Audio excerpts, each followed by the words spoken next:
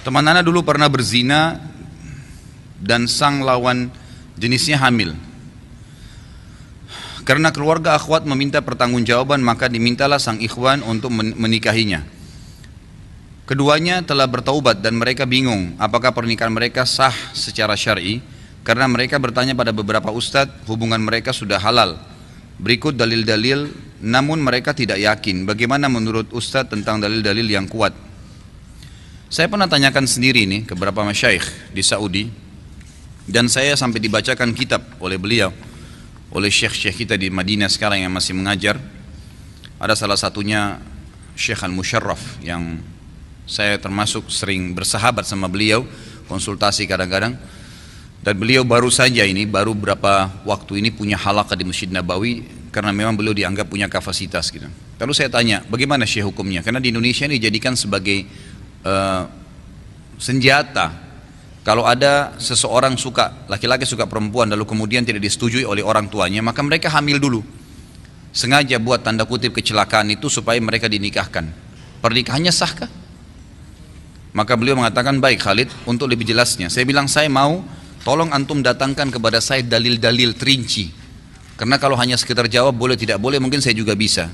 Saya rasa antum lebih punya kapabilitas, punya kafaah untuk bisa membantu saya, maka tolong berikan saya jawaban. Beberapa hari kemudian dia telepon saya dari Madinah dan dia mengatakan kepada saya, Khalid, ini kitabnya. Saya datangkan dari beberapa kitab. Memang ada pendapat, ya sebagian mazhab mengatakan sah saja pernikahan itu. Sah saja pernikahan itu. Dan ini dipegangi oleh beberapa ulama fikih. Kalau tidak salah disebutkan ini adalah madhab ya Imam Malik dan Imam ya Syafi'i, yang mengatakan kalau sudah nikah dan itu memang pemilik sperma, sah saja nikahnya. Tetapi tetap disepakati anak dari hasil zina tidak dinisbatkan kepada sepemilik sperma walaupun pernikahannya sah. Tangkap ini ya. Kemudian beliau mengatakan, dan ada pendapat lain, dan saya pribadi saya katakan lebih cenderung dengan pendapat yang kedua, mengatakan pernikahannya tidak sah. Karena Nabi SAW melarang wanita yang hamil dinikahi dalam banyak hadis yang sahih, dan juga ya melarang didirikan hukum had kepada wanita yang sedang hamil. Emang itu ada hukum dalam syariat kita, gitu kan? Maka di sini sebagian ulama yang pendapat kedua mengatakan wanita yang hamil tidak boleh nikah sampai diletakkan. Karena ada hadis yang lain berbunyi apa?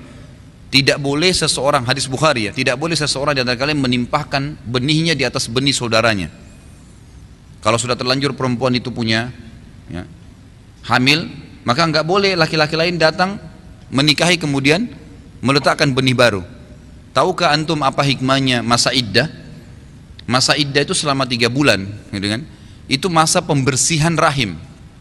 Dikhawatirkan mantan suami tadi masih punya sperma yang tertinggal, dan dalam masa 3 kali masa iddah itu, 3 kali masa haid, itu baru dianggap perempuan itu suci. Berarti tidak ada benih yang akan membuat dia hamil. Selama masih dalam masa iddah ini, subhanallah, salah satu dokter dari Amerika, orang Yahudi, masuk Islam berapa hari yang lalu karena penelitiannya tentang masalah iddah ini. Dan dia kagum sekali melihat ternyata Islam dengan rinci menyebutkan kalau masa iddah masih dianjurkan agar wanita yang bercerai dengan suaminya kembali dengan suaminya dan bukan laki-laki lain. Kalaupun mau nikah dengan laki-laki lain, maka dianjurkan setelah masa iddah agar tidak bercampur sperma itu. Larangan tercampurnya sperma, baik sperma itu masih dalam bentuk sperma kental atau dalam bentuk janin, gitu kan?